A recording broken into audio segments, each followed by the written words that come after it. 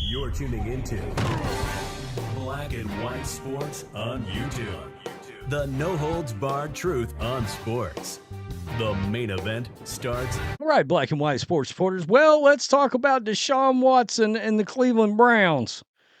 Well, I feel for you Browns fans if you were hoping that the latest disgusting allegations against Deshaun Watson was going to get you out of this fully guaranteed contract, the worst guaranteed contract, the worst contract in NFL history, also the worst trade now in NFL history. Deshaun Watson's out right now because he's hurt. Famous Jameis has made this team light years more interesting. And sadly, your two-time coach of the year, Kevin Stefanski, is going to get fired, and he is such a terrible head coach that he's going to get immediately hired by somebody else. Maybe 2 days later, immediately. He's considered a good head coach around the NFL, and he'll turn around and get another job. Boy, be careful what you wish for there with Stefanski. When you look at what he's been dealt with, having to deal with involving this Deshaun Watson thing, and considering what he pulled off last year with making the playoffs, Joe Flacco, all of that. Look, Deshaun Watson hasn't been able to play for how long? A long time. Well, the NFL tried to make attempts to talk to this latest accuser, and she would not meet with them. Now, it looks like there's a reason for that. It's because it looks like the case against him is over with. As mentioned Friday, it's no surprise the NFL closed its latest investigation of Browns quarterback Deshaun Watson. Once he settled the lawsuit that sparked the probe with a confidentiality agreement, the NFL had no way to properly review the process. So let me get this straight. Now, he's innocent, but he got her to reach a settlement and then had her sign something that would shut her mouth. Okay, that's interesting. If you're innocent, you shouldn't be worried about what she's got to say. Well, I guess he was.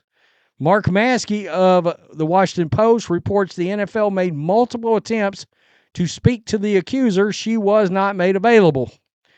This case was different from the others filed against Watson. This one was possibly the worst one of the bunch. Unlike the others, which alleged sexual misconduct during massage therapy sessions, the most recent case alleged sexual assault.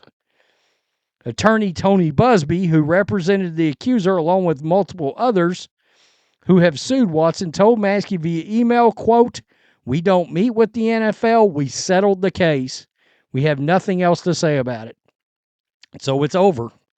They have nothing else to say about it because the settlement attempt prevents it. If the NFL were a true law enforcement agency, a subpoena could be issued regardless of the confidentiality provision. But the NFL has no such power, and he can't force the accuser to cooperate. Busby previously said the accuser would meet with the NFL.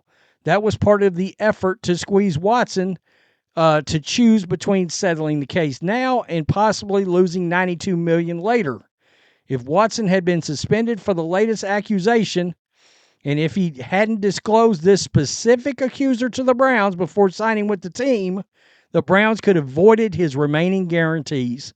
See, this is why this one was so important for Browns fans and the organization to get rid of Jimmy Haslam's worst idea ever, is because if this one hadn't fell under the previous ones, they could have ended this contract over this one right here, all right, and got the organization out of a financial disaster.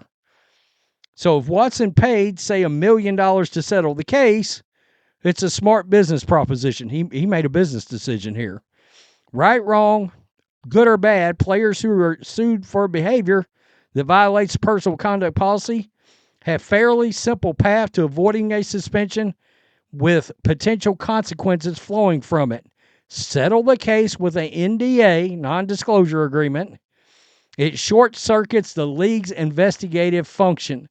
especially if the only people who know what happened are the player and accuser.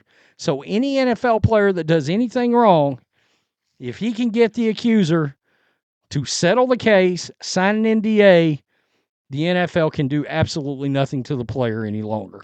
It's over. In this case, the league could have tried to muster a case based on allegations, the settlement, and Watson's denial. Judge Sue Robinson, who presided over the 2022 disciplinary proceeding against Watson, already had expressed concerns about his credibility. Still, it's not enough to say Watson, quote, "I don't believe you." There must be some credible evidence to show that he did what he claims he didn't do. By settling the case, Watson prevented that from happening. So he made a business decision, and of course he ended it. That was it. It was over. And now the league can't do anything further to him. And, there's also the talk that if, they suspended him for a certain amount of games, but it's for a certain time span and a certain amount of lawsuits. So if he ends up getting an allegation that falls outside of that settlement that suspension agreement with the NFL, he could face a lifetime ban. Now, question is he ever coming back from a shoulder injury? He has never been the same since his last actual full-time year starting in Houston. He has not played good quarterback. It looks like he can't play quarterback. And frankly, at times, it looks like he don't care to play quarterback. Like he looks almost disinterested.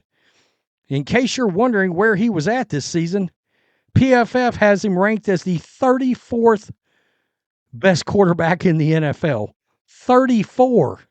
Joe Flacco is still ahead of him.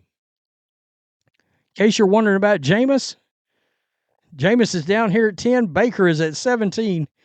And I don't know how in the world they could have Baker that low, considering how well he's played this year. Look, bad owners make bad decisions. Woody Johnson, Jimmy Haslam, David Tepper. Looks like Jerry Jones these days. They all kind of fall into this same kind of deal. Look, he was the one that wanted Deshaun Watson and went the extra mile to give him guaranteed money. And they could have went a lot of different quarterback routes, including keeping Baker. I mean, Baker was injured. That's why he wasn't playing well. And they let him go, and here we are. Baker has had a borderline MVP season and had a damn good season last year. Is he not even about Baker? It's about the fact that the franchise is now set back, and they still have to find a long-term quarterback. But Jameis Winston's really interesting. I'm not going to lie to you about that either. I mean, 497 yards and 4 touchdowns. Dear Lord, deliver us from pick sixes. You guys are really interesting to watch. He's fun to watch. Deshaun Watson, man, I can't even watch a Browns game with him playing. And between everything you know about the guy, combined with the fact that he cannot throw a football further than about 12 yards anymore, I've got to wonder out loud, has he been more hurt than we've known for quite some time behind the scenes? I don't know. But Stefanski, a good coach, is about to lose his gig, by the way. Again, he's going to get rehired at record speed. Tell me what you think. Peace. I'm out. Till next time.